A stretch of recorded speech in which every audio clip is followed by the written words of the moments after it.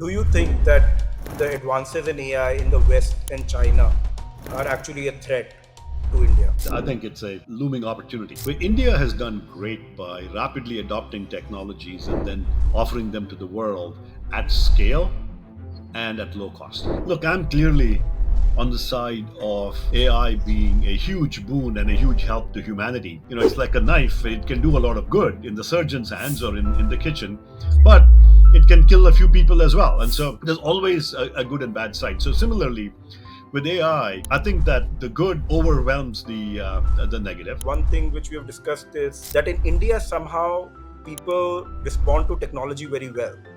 They're very happy to adopt technology, right? I totally agree, Varun. India has been spectacular about absorbing new technologies and applying them, the diffusion, as you call it. So, just as an example, although Java was not invented in India or Python wasn't invented in India, there's probably more Java programmers and Python programmers in the subcontinent than in the rest of the world put together. And Anand, what do you do other than work? I've always had a lot of interests beyond work. So for me, several things are exciting. I do a lot of gardening. So I try to innovate in the garden and have several raised beds, and I grow all kinds of vegetables. With that, Anand, audience will love to know more about you as a person. What excites you today? What keeps you motivated? What keeps you awake at night?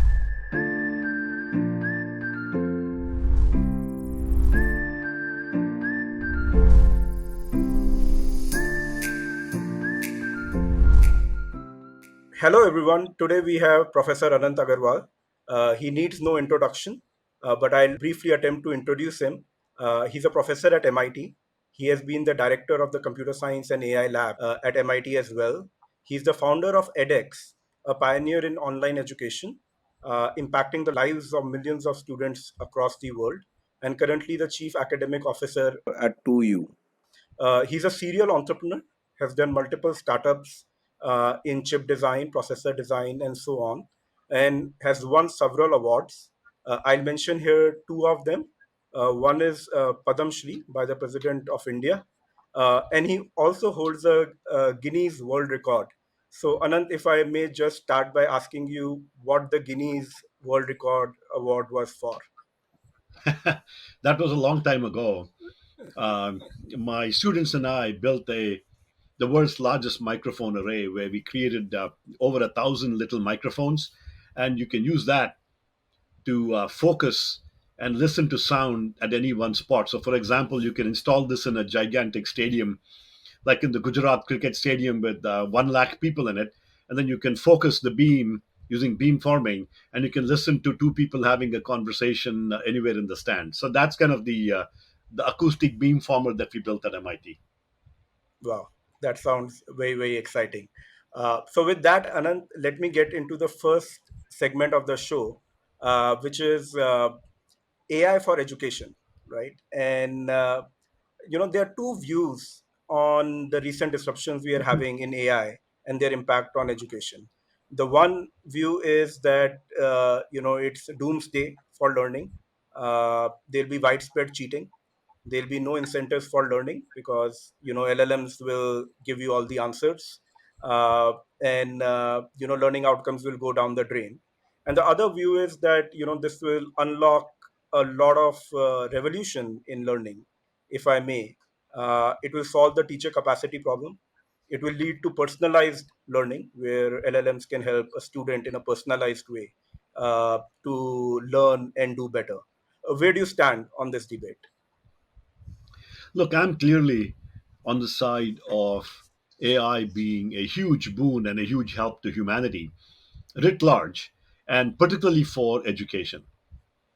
And it's not surprising that any new technology generates doomsday scenarios. It's happening throughout the centuries. Every technology has a good side and a bad side. But you may remember Shakespeare once said, there's nothing good or bad, only think it, make it so. It's like a knife, it can do a lot of good in the surgeon's hands or in the kitchen, Yeah. but it can kill a few people as well. And so there's always a good and bad side. So similarly, with AI, I think that the good overwhelms the negative, and it's up to us to really embrace the good. So we can create personalized learning at scale. We can enable teachers to become become super teachers, the coders to become super coders. And but there is a negative side where you can imagine that students will say, "Oh, I don't need to learn writing anymore. I'll just ask the question of ChatGPT." And so we have to control the negative side. But I'm very strongly in the camp of it being a huge, huge boon for society. Great, great. So extending on that, Anant, and I think that example was very nice about the knife, and in a surgeon's hand versus in hand of a killer. Just expanding on it, right? So let's say the knife is in the surgeon's hand right now, and AI is for the use case of AI for learning. Any examples of what are the use cases where you have implemented it in edX slash to you, and what opportunities it can unlock? And I know you also have deep interest in India. So do you also see that this can be a boon for India, and also answer this question with respect to the Indian scenario? Certainly, AI can be such a big help to education. And here at edX and to you, we have done a lot of work with AI. So more broadly, starting more broadly, AI can help education and help learning in two ways.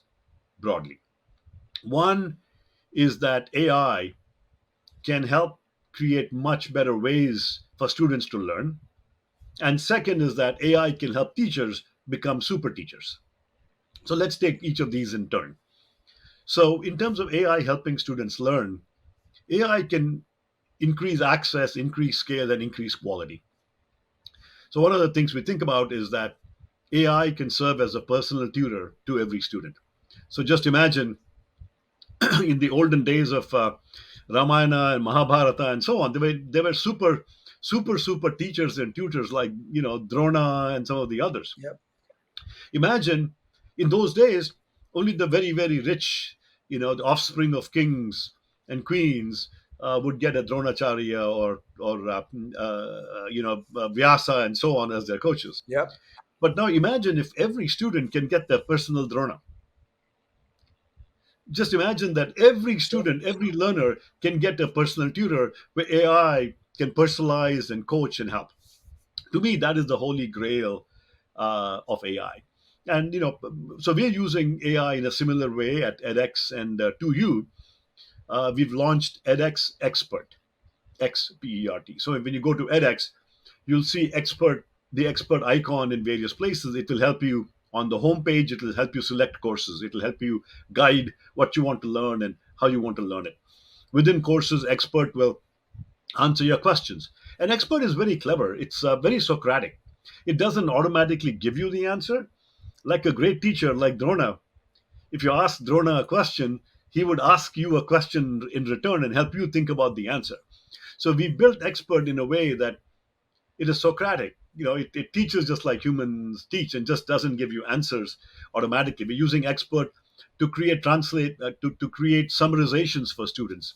Where if students wants a quick summary of a topic, expert can do that and thereby helps teachers rather than have the teacher create summaries for everything. So these are some ways in which AI can help students. In terms of teachers, AI can help teachers tremendously. On edX, we've launched several courses on AI for teachers. So teachers can use AI to help prepare for lessons. A teacher can say, look, here's the topic, and teachers can ask a chat GPT or other forms of AI from other companies, hey, give me a few problems that can check the knowledge that I've just imparted. It can help create questions.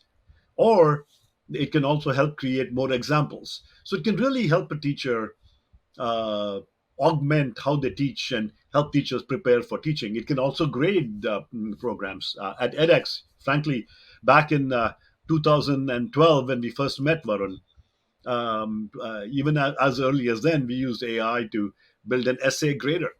And Yeah. so AI can be used by teachers in so many ways to become better teachers, to become super teachers. Right. No. Very interesting, Anant. And one, you talked about the Socratic method, right? So it's leading the person to an answer rather than giving the answer through a series Yes. of questions, right? And Yeah. that's very interesting. And when you mentioned Drona, I remembered the story of Eklavya, who just makes a pratima, an idol of Dronacharya, and says that, Yes. look, I was taught by the idol and I got that inspiration. So now Yes. probably that Drona was the expert which you have Yes. on your website. He had cloned Drona into an AI Drona, which probably taught him. But this Exactly. is very interesting, that how it can scale and make access, bring access to everyone of great teaching pedagogy, great teaching content, and so on. Uh, Anant, what do you see as open areas, right? What does AI still don't do well as far as learning is concerned? What could be good areas for research? Also, one of our, someone on social media, when I posted that I'll be talking to you, asked that how do you think about fairness and bias issues with AI, which we see, and when we are exposing that technology to students. So, what would be some of the open areas for research where AI has to further develop to aid learning? And should we be worried about bias and fairness issues, which have been talked about so much in the last 18 months? You just asked me six questions, Varun. Because you're like Dronacharya, right? So I said I can ask you a lot. No, no, no. Although I won't be mean like Dronacharya, and I will not ask for a thumb. For No, a later I thumb. will. But I think as technologists, it is natural for you, Varun, and for us to jump to okay, what are the open research challenges? Yep. But for me, I would like, I'll use a baseball analogy. I would like to get to first base. I would just like to go to the batting crease and set up. Yeah. We're not even there. We're not even at the batting crease. I guess cricket is huge right now. India having won the T20, and congratulations And to in the all of US, India. it happened in the US. It happened in the U.S. and I'm a big fan of Saint Lucia and Barbados, and so it was. I watched the game. I watched some live games in New York as well, so it was fantastic. Wow. But, Very nice. but going back to getting to the crease and solving some of the initial challenges, I think really right now deploying AI in education is not a technical challenge. To me, it's an education challenge where a lot of teachers that I've talked to, they're fearful of AI. Yeah. They're worried. They ask me, they're not asking me to solve a research challenge. They're saying, "Oh, I'm worried about my job. Will AI take away my job?" Yeah. And once I tell them, "Look, think of AI as a helper." It's like saying a surgeon saying, "Oh my God, here's a knife. The knife will take away my job." No, no, no, no, no. Yeah. The knife is a tool. So once I explained to the teachers that look, the AI is a tool, the teachers say, "Oh, but how do I use it? I'm scared of it. I don't know how to use it. My students will be cheating. I don't know how to use it." So the real challenge right now that we have to solve is that to educate teachers on how to use AI to become super teachers. Every teacher could become a Dronacharya. And so I think that's what we have to focus on right now. And at edX, we focused on creating short courses, free courses on AI for teachers, ChatGPT for educators, to help teachers. The very short courses doesn't take very long for teachers to master prompt engineering and use ChatGPT or other forms of AI to become much better teachers. And we are launching more and more courses along those lines. So to me, that is the initial problem. It's like the batters haven't even got to the crease, and you're Yeah. asking me, how do I hit a sixer on the long on boundary? Okay, Sure. why don't we get the batters to the crease, right? And that's the first step. But to answer your question, what are research challenges? I think the potential of AI is huge, but I think before we think about fundamental AI capabilities, I think we have to think about how do we make sure that is used for the good. You talked about some ethical concerns, and so we have to make sure that the data that we train AI on doesn't have private student information. We have to work with companies like OpenAI and Google and others, so that IP of data that is provided, a content IP, is respected, that the data does not leak into the ether, and that IP is respected. Sure. Um, a bias is another issue. We have to be careful that your AI is only as good as the models it trains on. And if all the models have male, white American male voices, it is going to be biased against brown faces, or Yeah, faces with mustaches, or like mine, or women, and so on. So we have to be, as technologists, we got to be careful in these early days to watch out for these biases and make sure that we train the models using populations that are a reflection of the planet population writ large, not American populations, not the population in Boston where I am, but really population around the world. sure. No, great point, Anand. And this reminds me, of interestingly couple of reports, one which came in the US and one in China, which kind of argued, as you are saying, that really the thing we need to focus is on diffusion of the AI technology into society and businesses, right? Because there's been a huge technological leap in the last 18 months, and technology diffusion takes a lot of time, right, and a lot of effort, as you are saying. Not only effort in product development, but also getting people to adopt technology, right? And interestingly, these articles argued that uh, what the competitive edge of nations would be how diffused is AI technology in their businesses, in their public services, and so on. So point well taken, right? And I think that's going to be and this is the last segment of our discussion today. But one thing, and love to have your comments. One thing which we have discussed is that in India somehow people respond to technology very well. They're very happy to adopt technology, right? Because most of the things which we have seen scale in India have been through technology, as opposed to some of the West, where there's a lot of apprehension with regard to technology and its use. And we've also been seeing legislations for ethical use of technology, which is all good. But I think India might have a unique opportunity because people are naturally attuned to go for technology, use technology in their lives. So, in some sense, we have an opportunity as a nation here. I What totally, would yeah, you what do you think? I totally agree, Varun. India has been spectacular about absorbing new technologies and applying them, the diffusion, as you called it.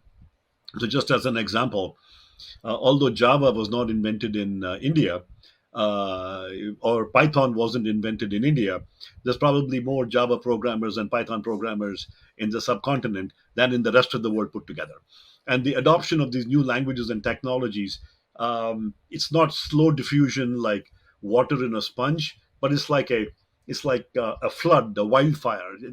India is such an educated nation. There's so many people who are educated, and math and technical education is emphasized right in the early days, and so adoption can be very, very quick in India. And to me, I'm less interested in India becoming a research hub for AI. I'm much more, if I was given a choice, I'm much more interested in the use of AI becoming rapidly widespread in India. Take drugs for example. Yeah, Today, yeah. virtually all of the world's generic drugs come from India, from Mm, various labs in Pune and other places. Now, the drug may not have been invented in India, but India has very rapidly adopted processes and now become the supplier to the world. And I think India can do the same for AI. great. Now we'll come back to this, Anand. Let me ask Yeah. you my last question in the segment of AI's use for learning. So let me paint a futuristic scenario, partly philosophical, where we say that, and I'll do a little bit of a painting of a doomsday kind of a scenario. But one imagination of the future is that there are these kids who are glued to screens, right, and trying to learn everything from a screen. And I know, I'm sure Sina Naral's work out of MIT on the number of negative effects we are having of social media and other things, and especially in studies done in the US and West. But we have these students who are glued to the screen for their learning. And worst come, it's not students, it's actually AI agents which are glued uh, to learn more and more and become better, right?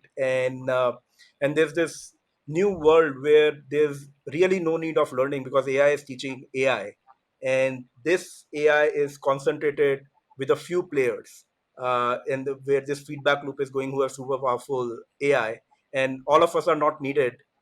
Maybe you are needed, you are sitting in the ecosystem, but people like me are not needed. uh, and the technology is just owned by a few people. Do you see something like this happening? You know, uh, the doomsday scenario of AI teachers teaching students through AI and circularly, creating like a hurricane or tornado effect. Yeah. I don't see that happening. I think AI technology is getting diffuse and very diffuse. Um, Frankly, when OpenAI started, the word open, their initial mission was to create a Yeah. nonprofit and open source the technology.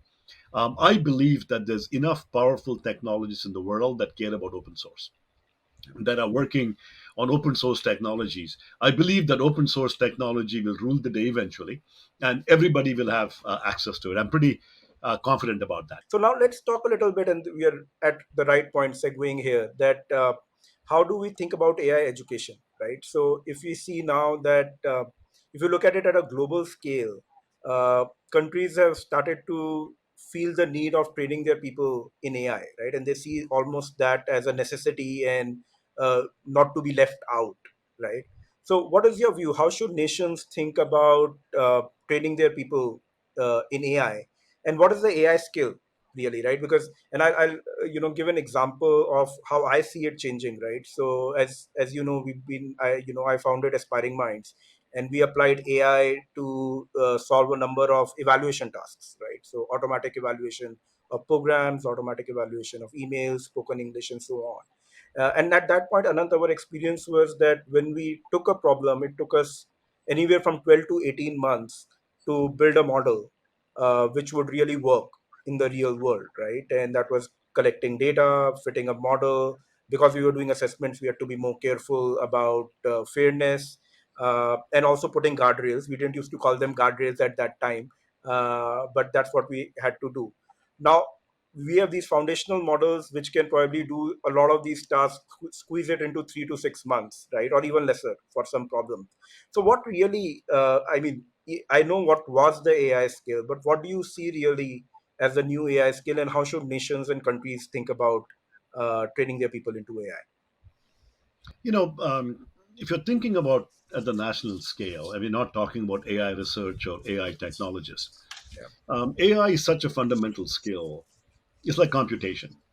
Everybody needs to learn computational thinking, which is computational thinking is knowing that computers exist and to think of solving problems in a way that can be done by computer.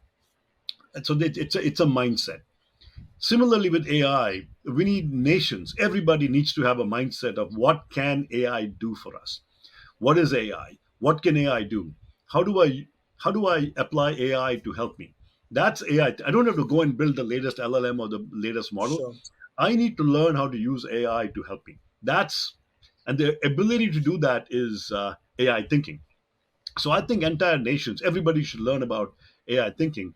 And one specific aspect of AI thinking is prompt engineering, where at least today, if I want to get ChatGPT or one of the AI models to do what I want, I have to do what is called prompt engineering, which is it's not as easy as just telling AI, hey, I want to solve this problem and it solved the problem for me. No, it is an iterative process where I have to prompt AI, and a prompt is a question that I ask AI. I have to tell AI, here's the persona, here's the question. I have to provide guardrails. So I have to create an encapsulated problem with guardrails and present that as a prompt to AI, and then I get a reasonable answer. Even then, I don't get the right answer. I have to go back and re-engineer, re-prompt. And so that is the art of prompt engineering. So I would say understanding AI, the basics of AI, what AI can do for us and cannot do, the capabilities of AI, and prompt engineering. These are things that everybody in the world should learn. And basic prompt engineering you can learn in a few hours. And to help facilitate that, we've launched several courses on edX. For executives, we have many, many courses on AI for executives from MIT, from Oxford, from Columbia, a number of universities where These programs in AI can help executives understand what is AI, how can I use it in my business. Great. That's a great tip, Anant, and we can definitely spread the message on that to everyone. Are you seeing uptake from India on the platform on these courses? If that is something you could share, are people learners Absolutely. from India? Very much so. India has always been uh, uh, one of our top two markets, along with the US. India is close on the heels of US, and a huge demand in India on AI and other courses. And in fact, we just launched a major path-breaking partnership with the state of Andhra Pradesh in India, where 1.2 million college students in Andhra Pradesh, and these are students in all disciplines: engineering, medicine, business, law, sciences, humanities. They're all taking edX courses on our platform. We have a platform called edX for Campus, where we make available a catalog of courses from top institutions like MIT and Harvard and IIM Bangalore and others, where universities can subscribe to these, or in the case of Andhra Pradesh, the entire state has worked with us, and we give them a subscription catalog. And those courses are taken by students in all colleges in Andhra for credit. And so here, Excellent. AI is a popular topic that that many of the students are taking, and many of the colleges are selecting. And so we are certainly seeing massive scale efforts uh, for online and digital education, and the state of Andhra has been a real pioneer in this. Great. Very interesting. Very interesting. And then I think what you're also saying, if I'm understanding this right, is that in the 90s, being digitally literate became kind of a horizontal skill, right? So whatever you might be doing, you need to be digitally literate, and that will take you up the value chain and work as a super worker. And today, having AI thinking has again become a horizontal skill, which whether you are a doctor, whether you're a teacher, whether you are an administrative assistant, a programmer, you should develop AI thinking. So it's almost like becoming a basic component of the curriculum, which we should be teaching. What do you think, in high school or earlier or later? Absolutely, I think well put, Varun, in that in the 90s we had computational thinking or digital thinking, and everybody had to learn that. Marketing had become digital marketing. Right. Similarly, today AI thinking is going to be important, and everybody should learn it. And so, yeah, just like with computational thinking, where we began teaching computational thinking, right down to the early childhood level, like kindergartens and so on. So the basic ways in which people can deal with block programming languages and so on, or use computers. And similarly, I think with AI, children will begin interacting with AI at a very early age. And so, much like they did with computation and the internet, so by the time they come to class, they've already interacted with AI. And if the teachers, even in the early school, if the teachers do not assume, or that of the teachers tell the students, okay, we're not going to use AI, it'll be like telling students we're not going to use the internet in the class. Yeah. And because internet has been helping students cheat. But if the teacher says, okay, no internet, people are going to say, what? So similarly, AI will be the same way, where teachers will have to assume that students are coming in AI savvy, and they will be teaching AI savvy students. So they will have to change how and what they teach to assume AI savvy students.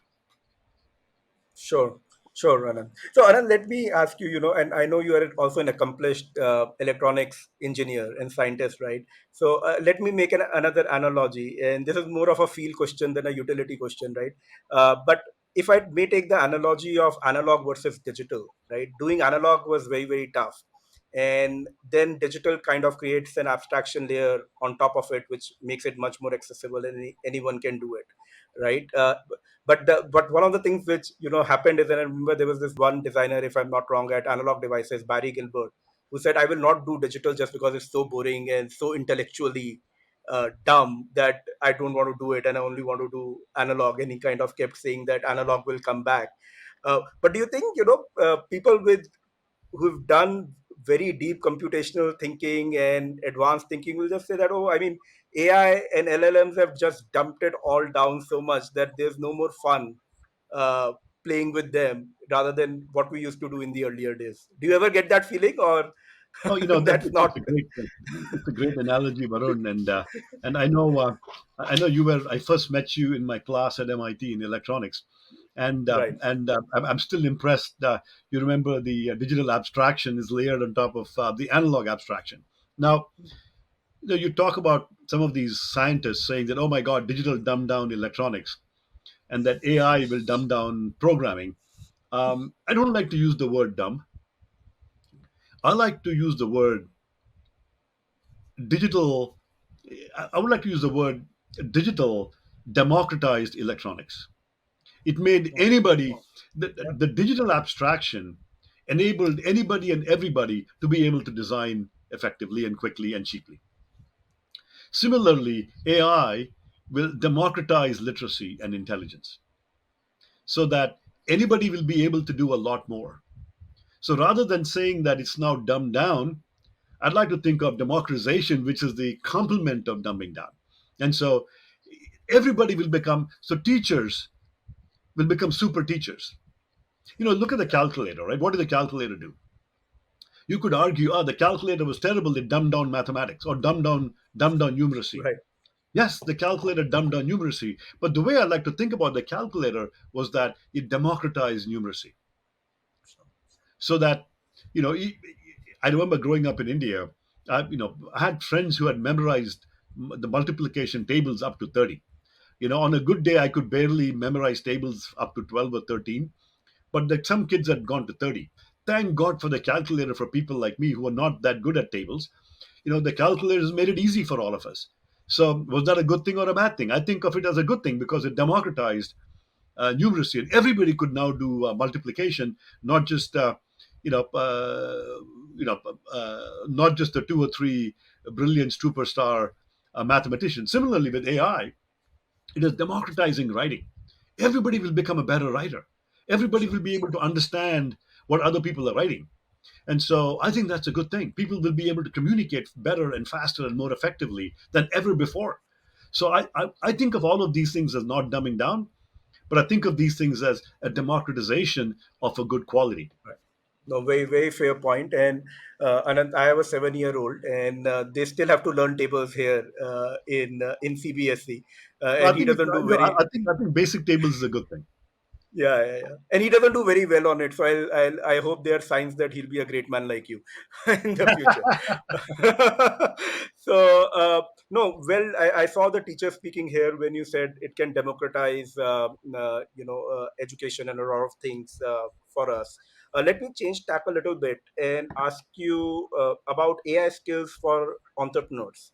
So, at Change Engine, we are an early stage accelerator, and we have entrepreneurs coming in looking at, let's say, use cases in video editing, use cases in sales enablement, and using AI for better sales enablement, better background research, creating summaries, and so on, which can create good customer value and sustained customer value. Uh, what would you suggest people who want to be AI entrepreneurs? What are the kind of skills they should pick up to become good AI entrepreneurs so that they can help in the diffusion of this technology, which you were talking about earlier?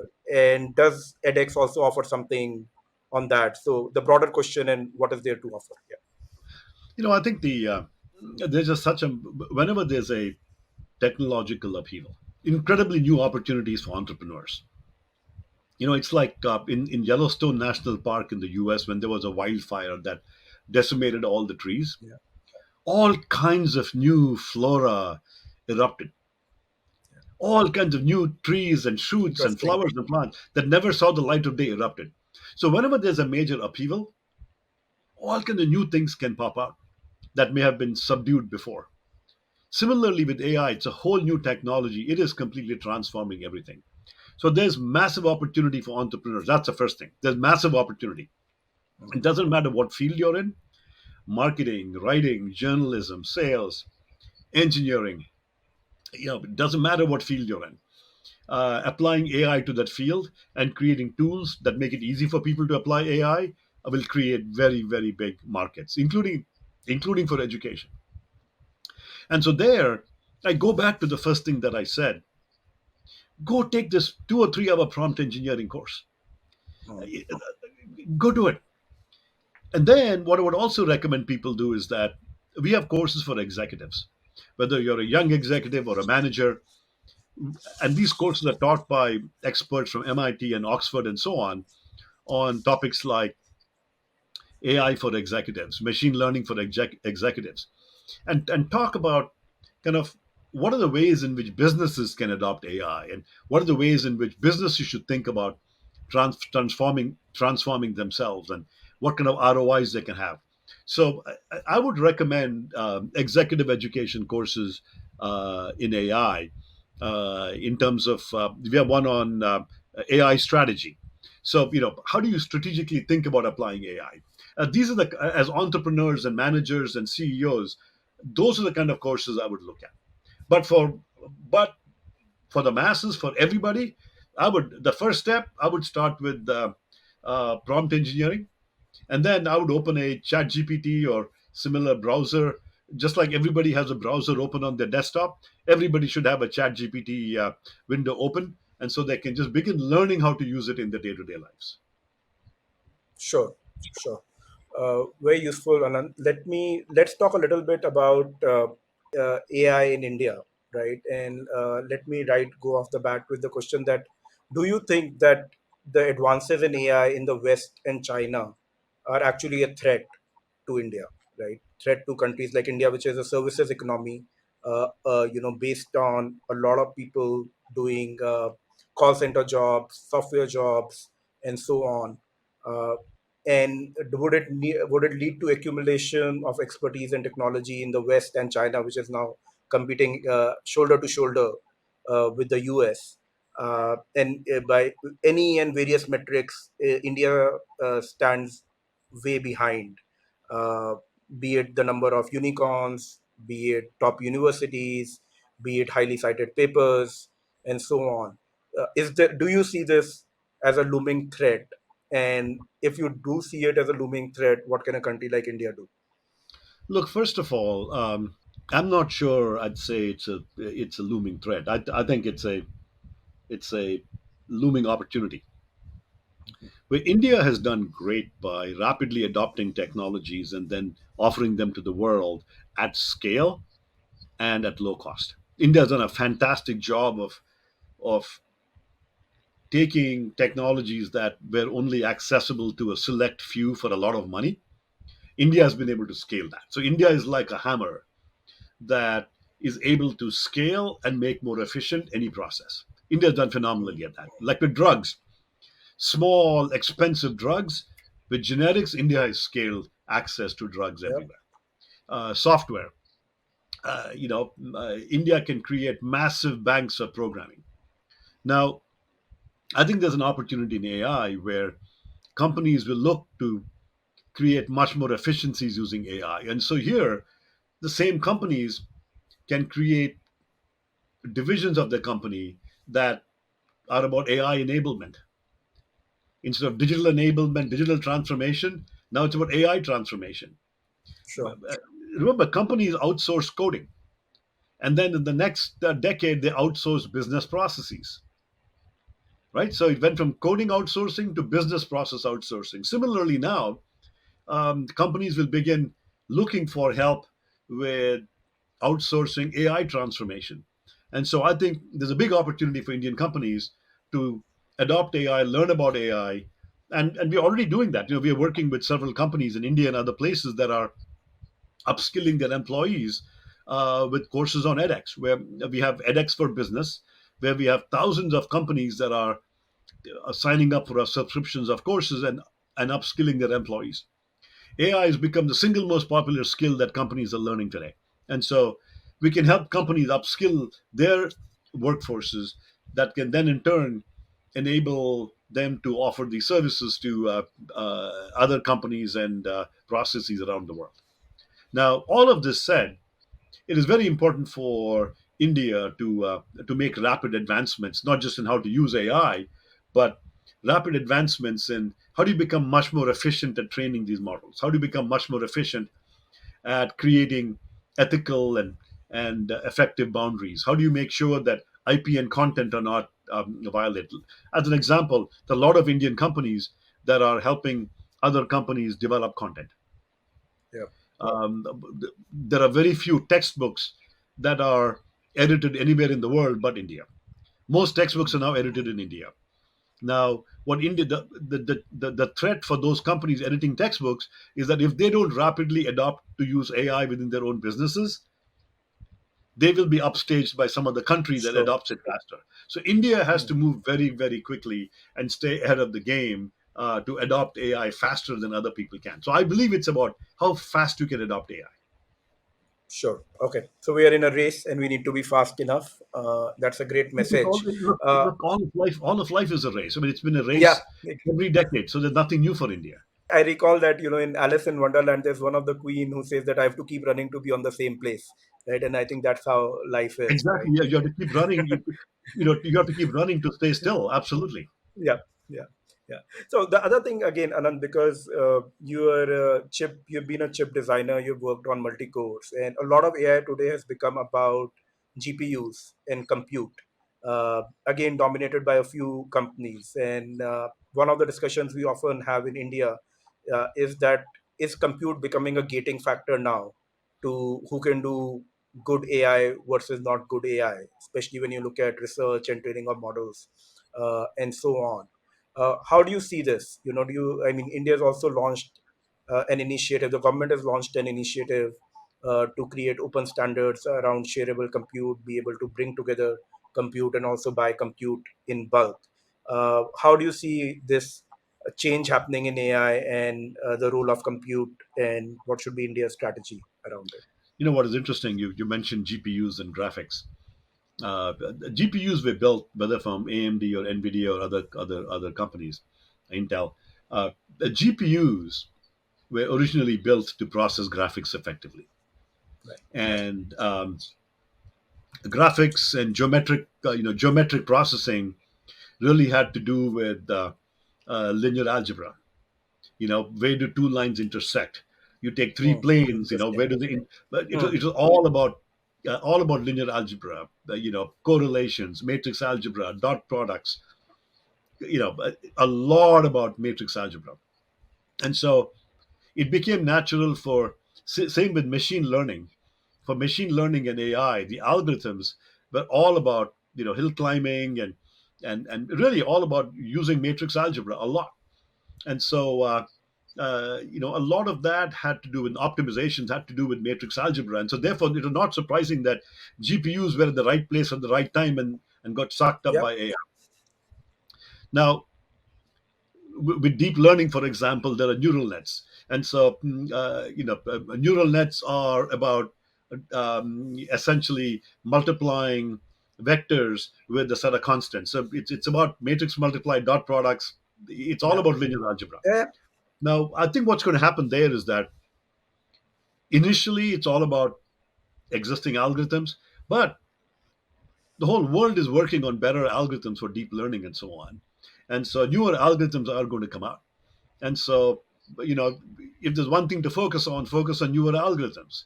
Um, and even today, deep learning is very ineffective. It takes huge, Yeah. huge, Yeah. huge amounts of data. It's brute force. And maybe there are a lot of people who are also working on symbolic AI and other forms Yeah. of AI that could come up and may upstage, and we may need completely different algorithms. And so I think it's Different important chip to designs. yeah, exactly. So it's important to stay abreast of these things and not assume that GPUs are going to be everything. Uh, I was involved in founding various companies, and one of them was Tylera. We formed Tylera in 2004, and what is interesting is that through a series of acquisitions, Tylera now resides with NVIDIA. So, so Tylera patents and IP all reside with NVIDIA. Interesting. Through a series of acquisitions. So Tyler was all about multi-core chips, and that is going to be the next big thing. Where instead of single GPUs, there'll be multi-core GPUs, and that is kind of the obvious next steps. Next Uh, step. and then the networks of GPUs and so on. But to me, the the future will be newer algorithms, and what kind of compute, what kind of technologies you will need for these newer algorithms. Understood. No, makes sense. And I think as you said, symbolic AI and neurosymbolic AI, and there's work also from Josh Tenenbaum at MIT, which are now looking at fusing knowledge-based approaches and some of the Yeah. neural approaches just to make them way more efficient and scalable, and hopefully not hallucinate as much as they do. So, point well taken. And what you're basically saying is that as that happens, probably the chips and the architecture which supports that kind of computation will be different than what we have today. So, Absolutely. I've always been a big believer in general purpose computation because initially you may have special algorithms and special forms of computation, and then the whole world begins building special chips. But if a new algorithm comes out, all those chips are yes, wasted and all that technology is gone. So right. I'm a much bigger believer in general purpose computation and to advance general purpose computation with specialized accelerators so that Yeah.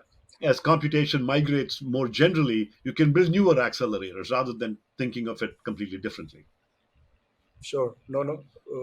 To the point, I keep telling, entrepreneurs I work with that neural networks themselves have had several deaths, right? The perceptron algorithm Yeah. came and then it died. Yes. Then in the 90s, it came back, and SVMs Yes.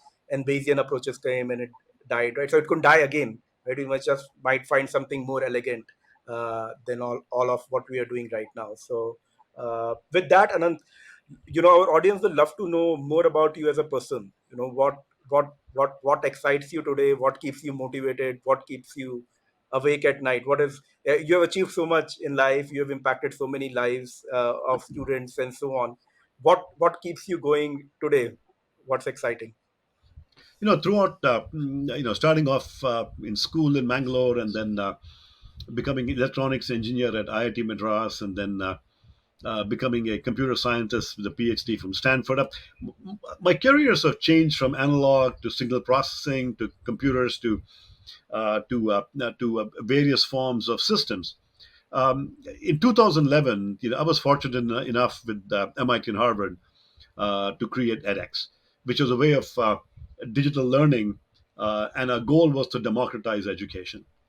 And so that completely certainly changed my thinking and my life. And certainly, in the past 10 years and recently, uh, I'm totally dedicated to online learning, digital learning, and edX. And so, what excites me is the opportunity, and frankly, partnerships like the one we did with Andhra Pradesh, where 1.2 million students are now taking edX courses Yep. in all of their studies. To me, that is huge. And we've begun conversations with other states in India to replicate the model in other states. We're also talking to several other countries where they want to replicate it nationwide, the same model. And so that is what excites me, where we truly democratize education. Now, in terms of what keeps me up at night, uh, the challenge I see is that education has advanced so much, digital education has advanced so much, and when COVID came, everybody jumped onto digital education. I got really Yep. excited and I felt that this is going to be a game changer for the world. But after COVID, unfortunately, all the universities rubber banded back to the status quo. They still do some digital, but they all Yep. bounded back to lectures in the classroom, which are antiquated forms of learning. They don't provide the same outcomes. And to me, what keeps me up at night is that schools and colleges and universities are not adopting the latest in terms of learning, and that is not doing a service to students. And so I don't know how to solve that problem. I think that is the real challenge. The good news is Understood. that initiatives like the one that the education ministry at Andhra Pradesh has taken with digital learning for every Andhra student who are taking courses from the top universities in the world, those give me a ray of hope that transformation is coming. Sure. No, and I think we'll see a lot more of this happening, and with the efforts of people like you and others.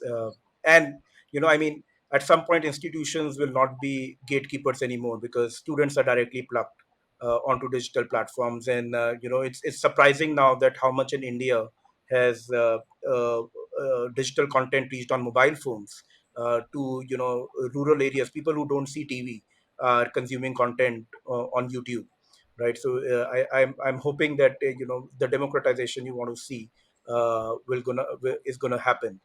And Anand, what do you do other than work? do you just work all the time? Or I mean, generally people think that MIT professors don't have a life. Is that right, or is there more to you than their work? Oh, I've always had a lot of interests, a lot of interests beyond work. And frankly, if all you do is one thing, it's hard to be creative. I think the broader you are, I find that it's just so much better. So for me, several things are exciting. I do a lot of gardening. So I try to innovate in the garden and have several raised beds, and I grow all kinds of vegetables like okra, Wow, bhindi, and cucumbers and all kinds of things. And then I'm also very interested in working with my hands. I love carpentry and building things, and my kids and I built a tree house for them, and so I love building things of all kinds and repairing things and building things, and so really enjoy improving the state of things. If I can improve something, if something can merit improvement, whether it's the garden or the yard or some appliance or something, then I'm on it. great. No, that sounds very exciting, and truly a multifaceted personality here. So, Anant, with this, I like to end the discussion. It was very interesting, exciting, and I learned a lot. I think I should. It's inspired me to go back and take a class of yours, and probably I can take it on edX and Yep. learn a lot more from all your wisdom. But this was really helpful. I think we talked about a wide variety of topics in AI, in education, about India, entrepreneurship, and research. So I'd like to thank you and thank you again for spending this time with us in sharing your thoughts. My pleasure, Varun, and it was fantastic to chat with you. And it's always great to be able to have a discussion that can help people in India or students around the world. Yeah, great. Thanks, Anand. Thanks. Thank you, Varun.